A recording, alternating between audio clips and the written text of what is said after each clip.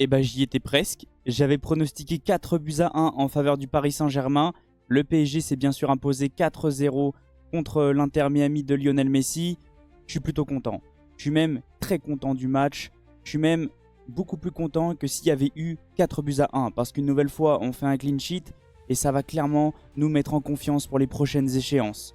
Salut à tous ces frérots, j'espère que vous allez bien et que tout se passe pour le mieux de votre côté. On se retrouve aujourd'hui pour une nouvelle vidéo. Je vais vous débriefer le match Paris Saint-Germain, Inter Miami. Mais avant que la vidéo commence, merci à tous ceux qui vont liker, commenter, partager et s'abonner. C'est grâce à vous que j'en suis là. Il va y avoir un petit peu de changement pendant cette vidéo. Oui, j'ai décidé d'améliorer un petit peu mes débriefs. Simplement que vous parler, je trouve ça assez ennuyant. J'ai pris quelques images du match, surtout de nos buts, pour vous montrer un petit peu comment le Paris Saint-Germain a travaillé cette rencontre. Surtout comment Luis Enrique a travaillé cette rencontre. Après, on ira faire un petit peu le point comme d'habitude sur les stats du match. Et à la fin, bien sûr, je vous donnerai mes notes pour tous les joueurs du Paris Saint-Germain. On va déjà faire le point sur quelques images. Et là, comme on peut le voir, c'est le premier but du Paris Saint-Germain, l'ouverture du score du PSG. Et à chaque fois, c'est travaillé. On le ressent. Et ça, j'aimerais quand même vous en parler parce que pendant le match, avant que Vitinha tire le coup franc, j'ai regardé mon père et je lui ai dit « Regarde où est Joao Neves ». Ça n'a pas loupé parce qu'on l'a vu déjà pendant toute la saison. On n'a pas arrêté de marquer des coups francs comme ça. Et là, Joao Neves s'est littéralement fait oublier. Je le sentais arriver. Vitinha a tiré le coup franc dans le dos de la défense de l'Inter Miami. Joao Neves s'est retrouvé tout seul, juste à pousser le ballon. Au niveau des autres images, ça sincèrement, cette image-là me plaît aussi énormément. Et c'est un petit peu en rapport avec toutes les autres images. Comme on peut le voir, le Paris Saint-Germain de Luis Enrique a clairement évolué. C'est plus du tout le même PSG.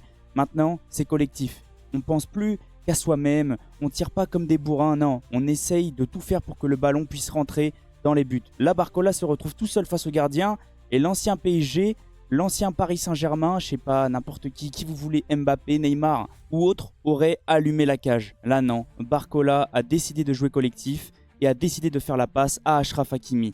Là, comme on peut le voir, c'est pareil, tout est travaillé à l'entraînement. Là, Achraf Hakimi peut prendre son temps et contrôler, non. Remise en une touche de balle à Désiré Doué, qui a juste à centrer. Et là, ça amène gros danger. But contre son camp de l'Inter Miami. Et ce but-là, c'est à peu près pareil que le but juste avant. Là, Fabien Ruiz est tout seul face au gardien. Il peut quand même essayer de croiser ou autre. Non, collectif. C'est le collectif qui prime au Paris Saint-Germain. Le PSG de Luis Enrique. Il fait la passe à Joao Neves qui a juste à pousser le ballon. Sincèrement, ce Paris Saint-Germain-là me fait kiffer. Il y en a qui vont me dire « Oui, mais c'est que l'Inter Miami, tu surcotes un petit peu trop le PSG. » En fait, non, pas du tout. Alors oui, il y a eu un petit peu de relâchement. Oui, l'Inter Miami a fait mal au Paris Saint-Germain en seconde période. Mais c'est à peu près le même match que contre Lille en début de saison avant Liverpool. On a asphyxié notre adversaire pendant toute la première période. Du mouvement, de l'envie, du jeu en transition, du jeu en possession. Sincèrement, le football était impeccable. Tout était parfait, techniquement, tactiquement. Tout a été travaillé parfaitement bien par Luis Enrique et surtout par son staff.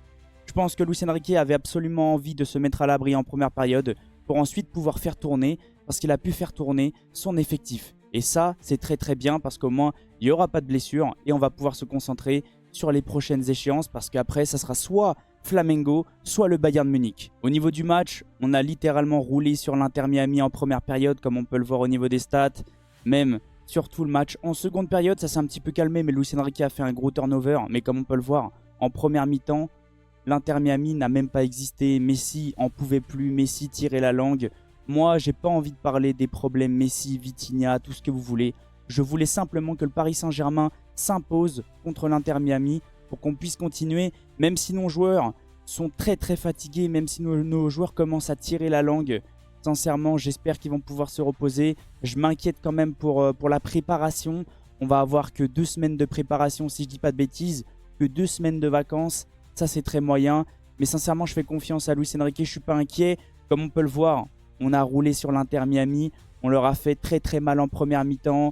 Du mouvement, de l'envie, des joueurs qui faisaient des appels dans le dos, des joueurs qui venaient au cœur du jeu pour aider les autres. Achraf Hakimi qui nous pond une masterclass. Une nouvelle fois, ce joueur est partout. Il court partout défensivement, ultra solide, ultra costaud. Ils ne sont pas fait avoir par le vice de Suarez. Pareil, par le vice de Busquets, Alba, Messi. Ça reste quand même des joueurs d'expérience. Donc, je me méfiais quand même un petit peu. Le milieu du PSG, incroyable. Et ça, je vais en parler une nouvelle fois. Pour moi, je l'ai ressenti une nouvelle fois. Le manque de Fabian Ruiz, c'est bizarre. Mais au moment où Luis Enrique a fait ses changements et qu'il a fait sortir Fabian Ruiz, le milieu c'était un petit peu le désordre. Ça partait dans tous les sens. Le milieu était beaucoup moins équilibré. Je vais pas tomber sur Warren parce que je trouve que son entrée est plutôt intéressante. Ça va, c'est pas non plus une catastrophe. J'ai l'impression que ça va de mieux en mieux. Par contre, j'ai repéré une nouvelle fois un truc. C'est que notre milieu n'est pas du tout au niveau. Il n'est pas du tout au niveau de l'équipe type. Et ça, c'est très inquiétant. C'est pour ça que j'arrête pas de le dire, il va falloir quand même se renforcer pendant le mercato. Ça reste quand même urgent. Défensivement, quand Marquinhos n'est pas là, c'est un peu plus le bazar. Au milieu, quand Fabian, Joao Neves ou Vitinha ne sont pas là, c'est pareil, c'est le bazar. Offensivement, quand on fait rentrer Lee Kang-in, on le sait tous, à chaque fois, il va revenir en arrière, il prend aucun risque. Moi, Lee Kang-in, j'en peux plus, j'en veux plus. J'espère sincèrement qu'il va partir parce qu'il ne prend aucun risque, il revient toujours en retrait. J'aime pas ce joueur, c'est trop light pour le PSG. Et offensivement, que dire de nos joueurs?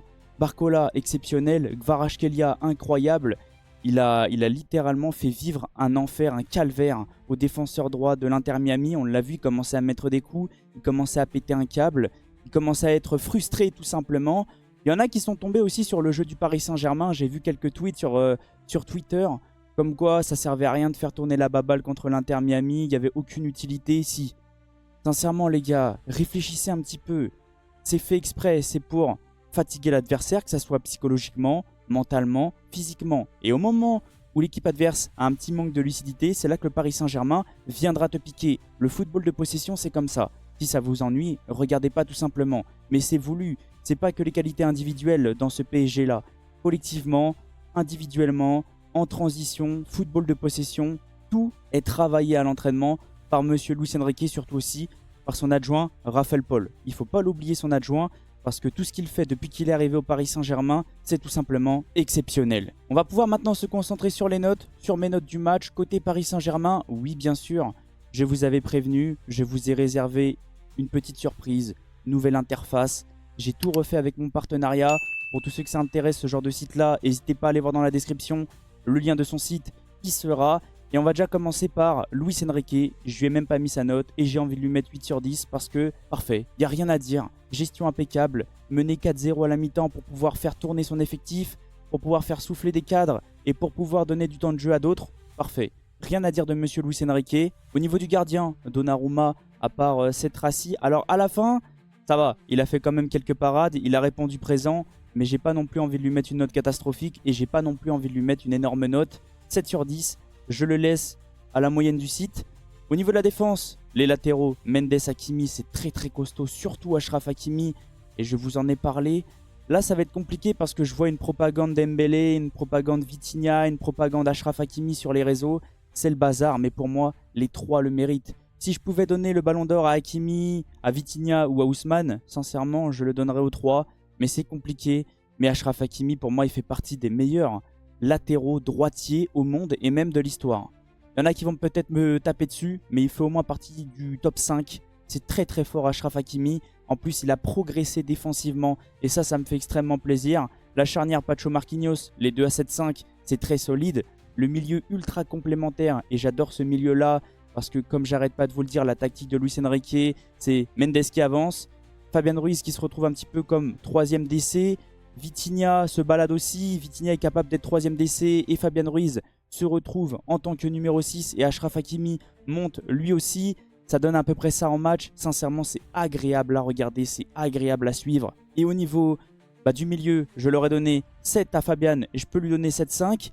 Alors je crois qu'il était un petit peu touché, un petit peu blessé. Il était strappé. Je pense que c'est pour ça que Luis Enrique l'a fait sortir à la mi-temps. Vitinha, je lui ai mis 8. Énorme match. Le coup franc exceptionnel. Joao Neves, stratosphérique, je lui ai mis 8-5. Et en plus, il est double buteur. Merci Joao Neves pour la performance. Et au niveau de l'attaque, Barcola Kvara à 8. Désiré Doué, je peux le mettre à 7-5 parce que ça reste quand même un gros match. Et au niveau des joueurs qui sont rentrés, Dembélé, on l'a senti, manque de repères. Warren, je dirais que ça va. Hernandez, rentré trop tard. Beraldo, un petit peu en difficulté. Et sinon, voilà. Il n'y a rien d'autre à rajouter. N'hésitez pas à me dire si selon vous, il y a des choses à rajouter dans les commentaires. Je viendrai vous répondre avec grand plaisir.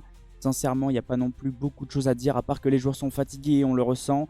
Heureusement que Luis Enrique gère parfaitement bien son effectif Et ça, je continuerai à le féliciter. Tout est incroyable depuis qu'il est arrivé au PSG. Merci à ce monsieur, merci à son staff d'être au Paris Saint-Germain. Et merci à l'équipe, merci au Paris Saint-Germain de jouer quand même cette compétition à fond. Parce que là, il va y avoir de très grosses échéances. Ça sera soit Flamengo, soit le Bayern. Et ensuite, si on se qualifie, ça sera des gros. Ça sera des gros jusqu'au bout. Donc j'espère sincèrement que notre effectif ne sera pas trop fatigué. Et j'espère qu'on ira chercher ce trophée. En tout cas, je vais vous laisser sur ça. Merci à tous ceux qui sont restés du début jusqu'à la fin. Merci à tous ceux qui vont liker, commenter, partager et s'abonner. C'est grâce à vous que j'en suis là. Et on se retrouve très prochainement pour une nouvelle vidéo. Passez une excellente journée ou une excellente soirée en fonction de quand vous allez regarder la vidéo. Et on se retrouve très vite. Ciao les potes et allez Paris!